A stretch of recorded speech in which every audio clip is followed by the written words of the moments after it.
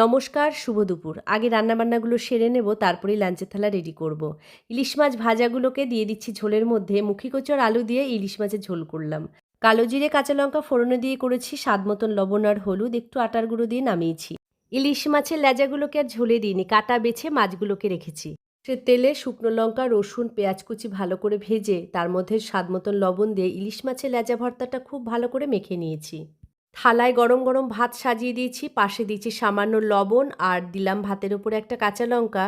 খাবার আগেই কুমড়ো ফুলের বড়াগুলো ভেজে নিয়েছিলাম, সেটাই প্রথমে রাখলাম থালায়, আর তারপরে দিলাম চাকচাক করে করলা ভাজা, দিলাম তারপরে দিলাম ইলিশের লেজা ভর্তা। কচু আলু দিয়ে ঝোল দিয়ে আর ২ পিস মাছ দিয়ে বাটিটা সাজিয়ে থালায় রাখলাম। কচু আর আলু দিয়ে যদি ইলিশ মাছের ঝোল খেয়ে না থাকো তাহলে একবার অবশ্যই বানিও। আর ১ গ্লাস জল রাখলাম শেষে। এইভাবে লাঞ্চের থালাটা রেডি করলাম। কেমন লেগেছে জানিও। ভালো লাগলে লাইক, কমেন্ট, শেয়ার, সাবস্ক্রাইব করো। সবাই ভালো থেকো।